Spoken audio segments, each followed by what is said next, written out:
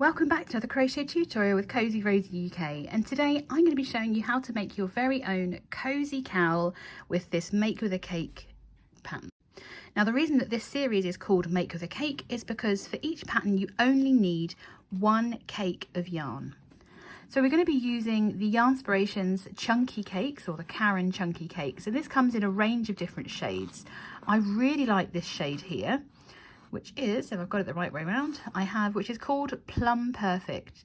Now this is a super bulky or a super chunky weight yarn, so it's numbered as a size 6 yarn. This is a pretty hefty sized yarn, and it has a recommended hook size of 8mm. So we are going to be using the recommended hook size for this.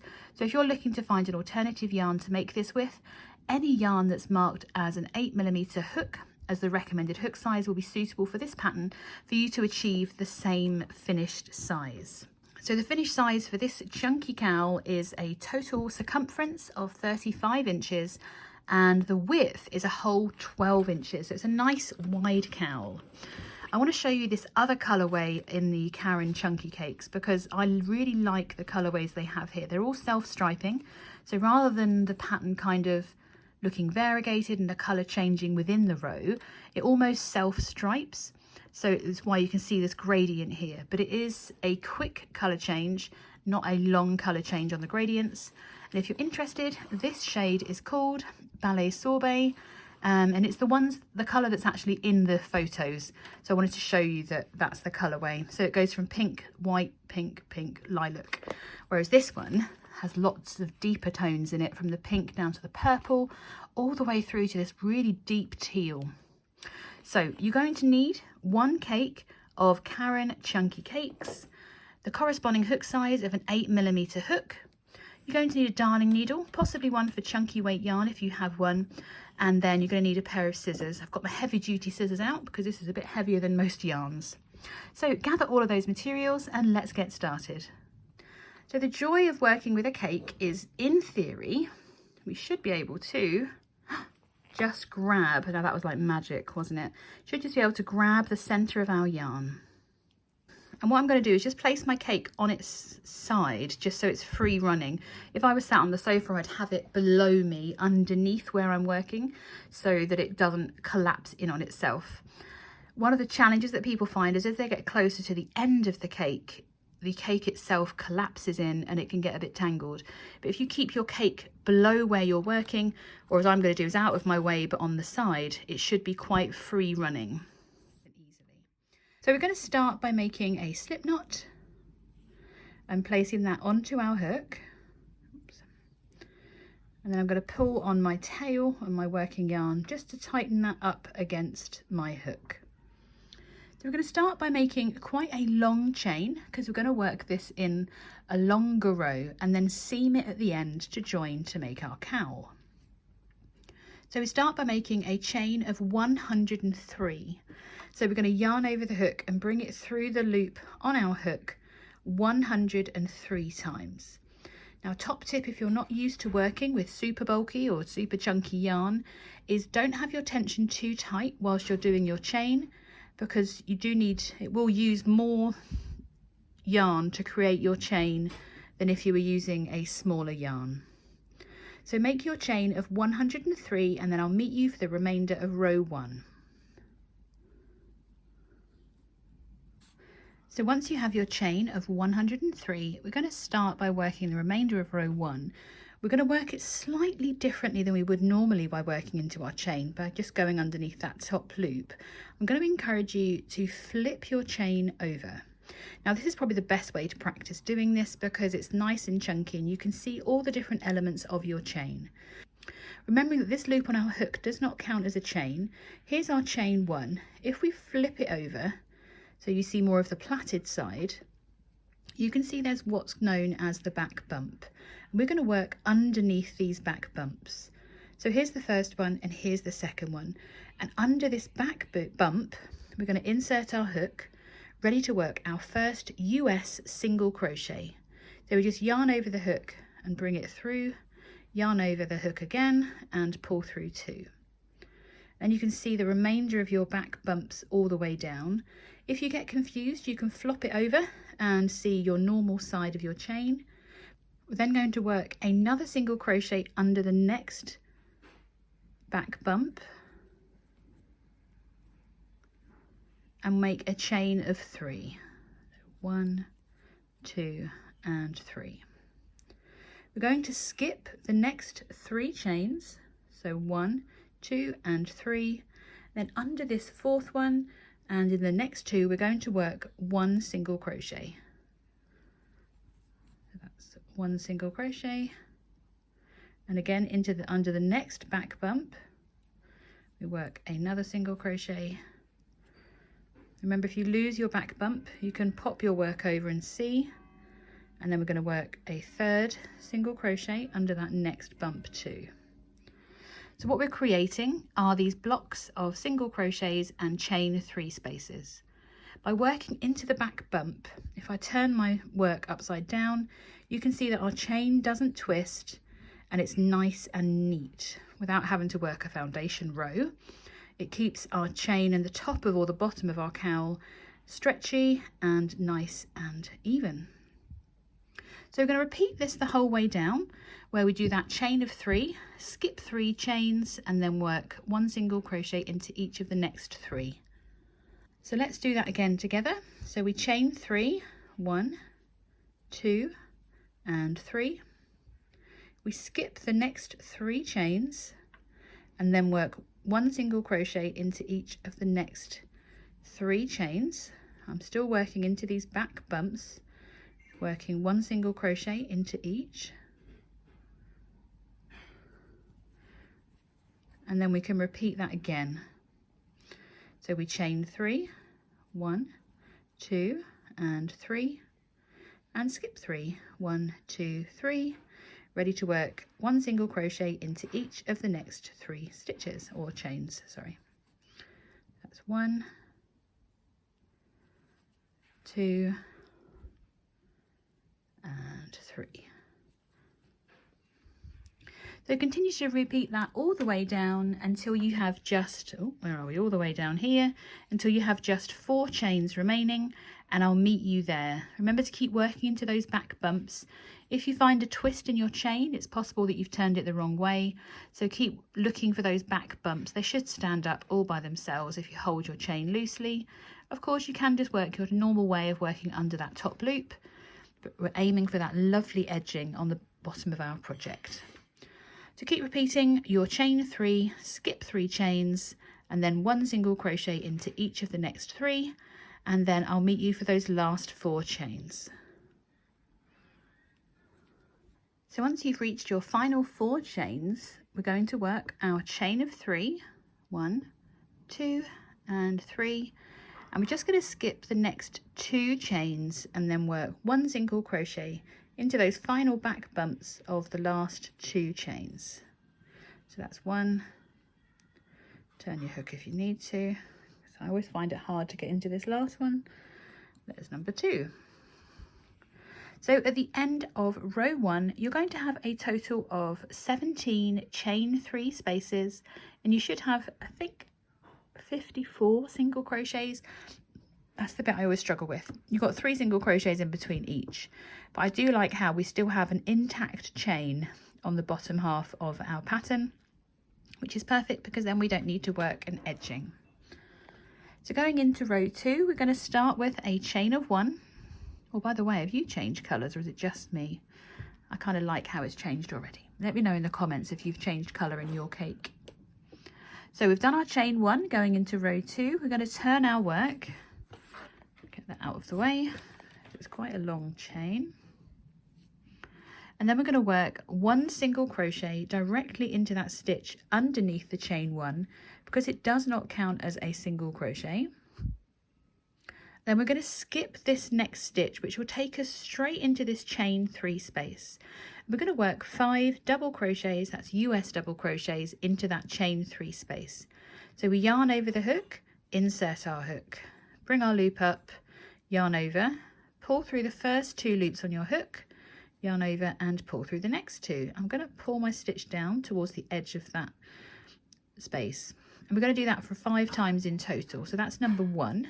So we yarn over again, insert back into that same chain 3 space, And we're going to work a further 3 double crochets into that same chain 3 space.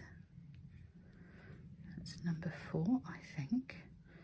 Yep, 1, 2, 3, 4, and a final one all into that same space, and it should fill that chain 3 space nicely to create a lovely arch that we know and love in the arcade stitch. We're then going to skip the next stitch and work 1 single crochet into this middle stitch of this block of 3. So we're skipping this one and working into the next one, or the middle one, working 1 single crochet, and then we skip the next, repeating the 5 double crochets into that chain 3 space. So we yarn over, insert our hook, yarn over, bring our loop up to pull through 2 and pull through 2, and we do that 5 times. So that's 2, 3, 4, and 5. We then skip that next single crochet, working 1 single crochet into the middle of the 3, and we're ready to repeat all the way down. So we're going to work, skip that next stitch and work 5 US double crochets into that next chain 3 space, and then 1 single crochet into the middle of those next 3 single crochets. We're going to work that all the way down to the end, and that's where I'm going to meet you, ready to work our final stitch, that last stitch. So continue to work row 2 and I'll meet you in a moment. So once you've worked into that last chain 3 space, we're going to skip that next single crochet, and at the end we're just going to work 1 single crochet into that last stitch.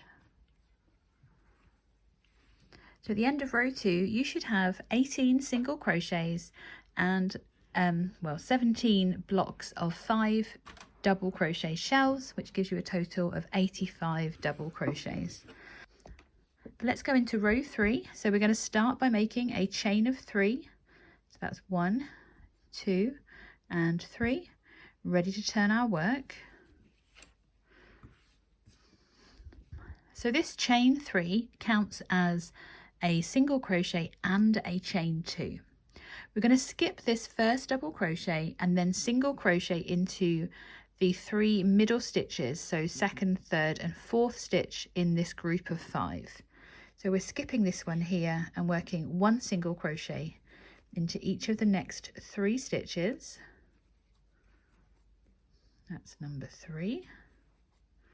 We've got a chain 2 space here and 3 single crochets, and we're then going to make a chain of 3. Got our chain of 3, and then we're going to skip 1, 2, 3 stitches, and that brings us back to those middle 3 stitches again. So we're going to skip 1 double crochet, 1 single crochet and another double crochet to bring us back to these middle 3 stitches, where we work 1 single crochet into each of them. That's 1, 2 and 3. So we're going to repeat this all the way down. So make our chain of 3, we skip 3, and then we work 1 single crochet into each of the next 3 stitches. And we're going to repeat that all the way down, wrong way, all the way down to this stitch here, and that's where I'm going to meet you, where we're going to work our last section there. So continue to repeat that. So chain 3, skip your next 3 stitches, so you're working into the top of those middle 3 stitches of that group of 5, and I'll meet you for the end of row 3.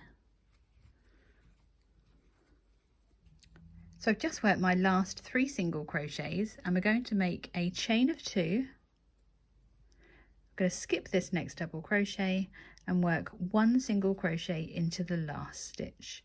So that means we have a chain 2 space at the beginning and the end, and then we have all our chain 3 spaces again. I'm going to go straight into row 4 by making a chain of 3, and this counts as a double crochet.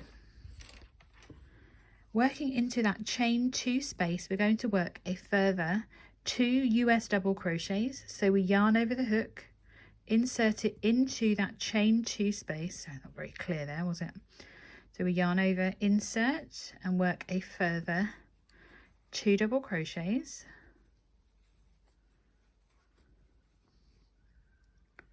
We're then going to work 1 single crochet in the middle of these 3. So we skip 1, work 1 single crochet into the middle there, and then we're back to doing our 5 double crochets into our chain spaces. So we yarn over, working into that chain 3 space from the previous row. We work 5 double crochets. That's 3, 4, and 5. We skip that next single crochet, working 1 single crochet into the next, into that middle of those 3. Now we're going to repeat this pattern all the way across. So we work 5 double crochets into the next chain 3 space, skip 1 single crochet, working 1 single crochet into the middle of those 3, and repeat that all the way down.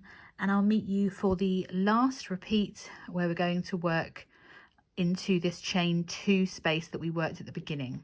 So I'll meet you once you've worked your single crochet in the middle here, ready to work that last section. So continue to repeat that down. You've got your 5 double crochets into that chain 3 space, and then you're working 1 single crochet into the, you're going to skip 1 single crochet, single crocheting into the middle of those 3, and repeat that all the way down to that last chain 2 space. So once you've worked your last single crochet into the middle of those 3 single crochets, in this last chain 2 space, we're going to work 3 double crochets.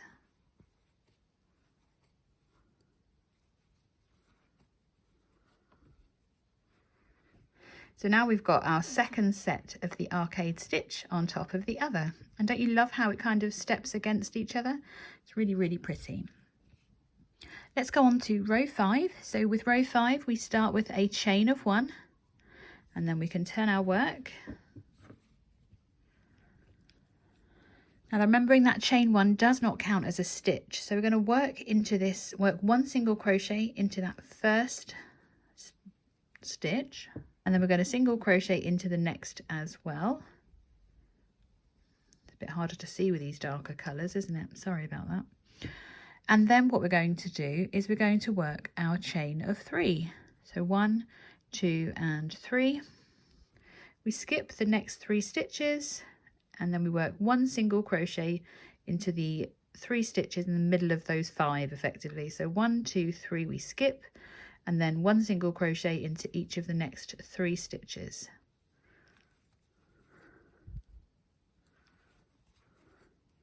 So we're going to chain 3,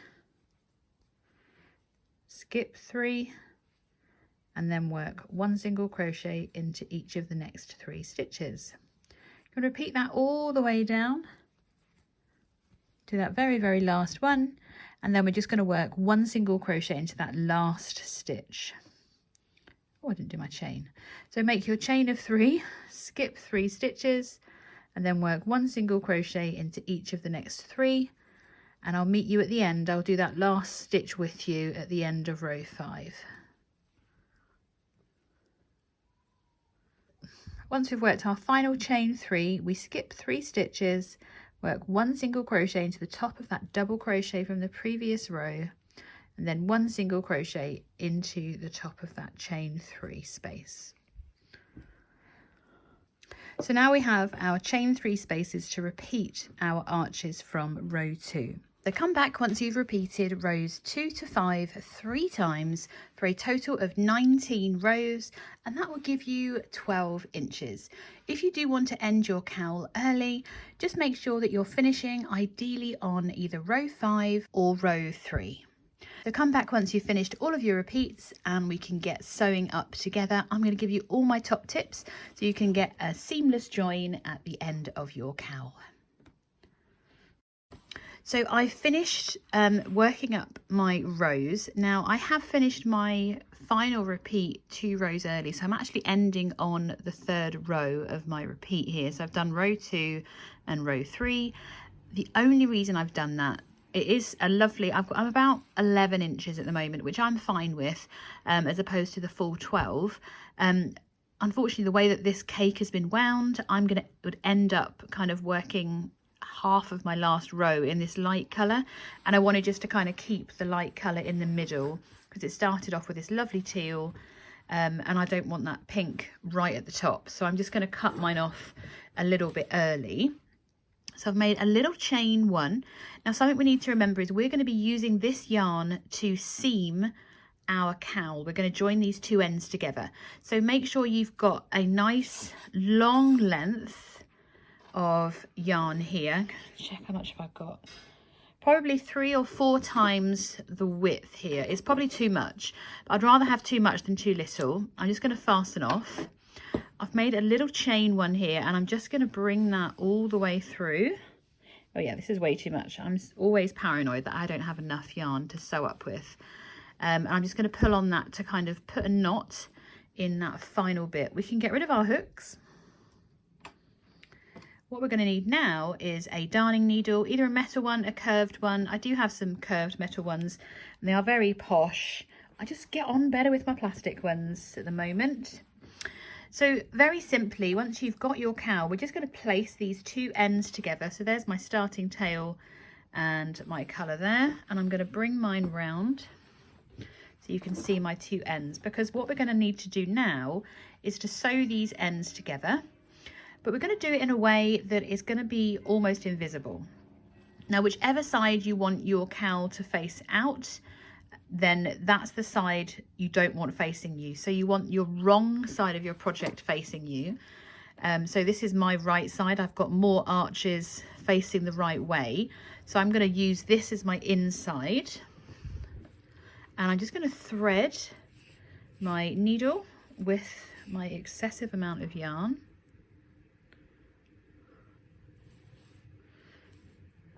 And then we are going to be ready to start seaming. Now, seaming is something that lots of people get very, very scared of. They think it's going to ruin their project, which is why lots of people like to work this kind of project in the round. But actually being able to seam a project flawlessly is an amazing skill to master. And the only way to do that, much like our crochet, is to practice.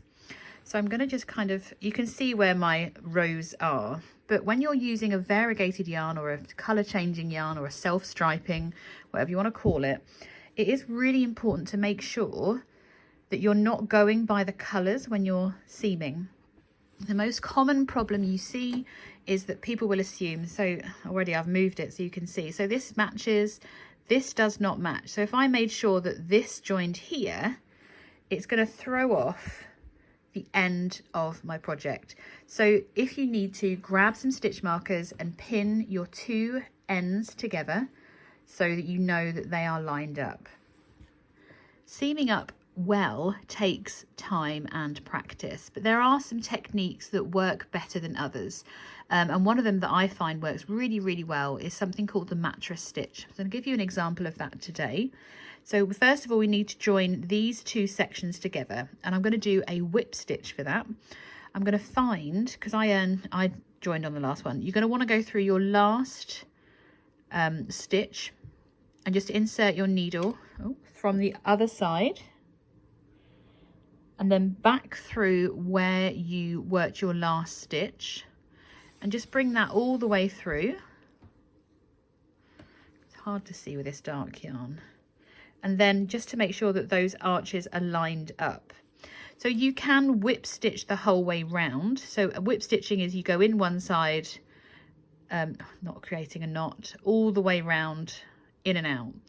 The mattress stitch is slightly different in that you go in one side, for instance. Make sure these are lined up. I might as well do this because I'm going to use the mattress stitch. So I'm going to make sure that my ends, my two ends here, are lined up before I do this. Yeah, that's not right. So keep it lying as flat as you can. Try and ignore your colours if you can. Now we've got that first one joined. I'm going to go in through, just literally through that next stitch and the back bump of the next one, through that direction. Pull it all the way through, and then I'm going to come back through the other way, ignoring those colours, Fiona, ignore them, as tempting as it is, and pull it all the way through. And what we're looking for on the other side, which is what people are going to see, is whether or not they can see that being shown.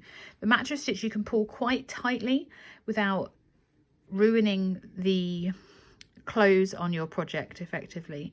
And we're just going to repeat that all the way down. So let me do a few more. I'll speed this up so you don't have to watch me sewing. You'll also notice that I'm trying to go through these back loops rather than through the whole stitch. It's not going to make it any less secure. It just means that when I pull them tightly and you look the other way, you can't see that purple going through. And that's why I love the control of a mattress stitch. Every now and again, I'm just going to check my ends to make sure that they're still matching and I'm not shortchanging myself with the amount of project that I'm working through. And I'm just picking up that back loop of the stitch to give a really nice finish to this project. So you can continue to work. I'm going to work a few more and then I'll come back and show you when I've done this seaming. We don't want to pull too tight on this because that will cause the close on this cowl to be too tight. So don't go too mad with your pulling tightly here. Just remember to go in one side and then back through again where you just came out without knotting your yarn, Fiona. And I will meet you shortly when you've reached the other end of your cowl. So I've just reached my final section. Before I put any knots or tie anything tight, I'm just going to check how my seam is looking. I'm just pulling gently on it to make sure that there's no straggling bits. It's a little bit visible there. And then on the right side, what have we got going here? I would call that pretty much practically invisible. So I'm going to go ahead and just make a final kind of loop through that first chain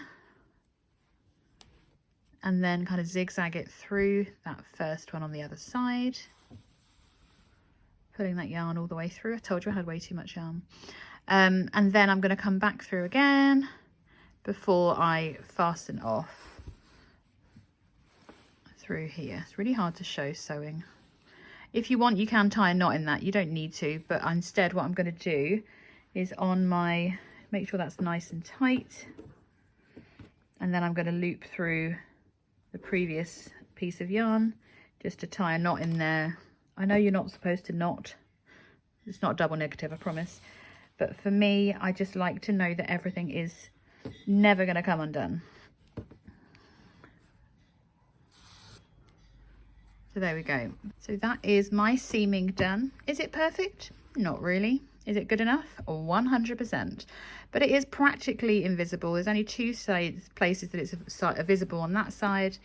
And I've lost my own seam there. And it is just practice. So there's my right side of my project. If I turn my project the right side out, no one is going to notice that seam at all. And it just is one of those things that takes practice. So I really hope that you've enjoyed making your very own Make with a Cake cozy cowl. And I am hoping that you've enjoyed it. Give this video a thumbs up. Of course, I hope you've already subscribed and hit the notification bell so that you never miss out on another one of my crochet tutorials again. And I will see you again very soon for another free pattern crochet tutorial or stitch tutorial soon.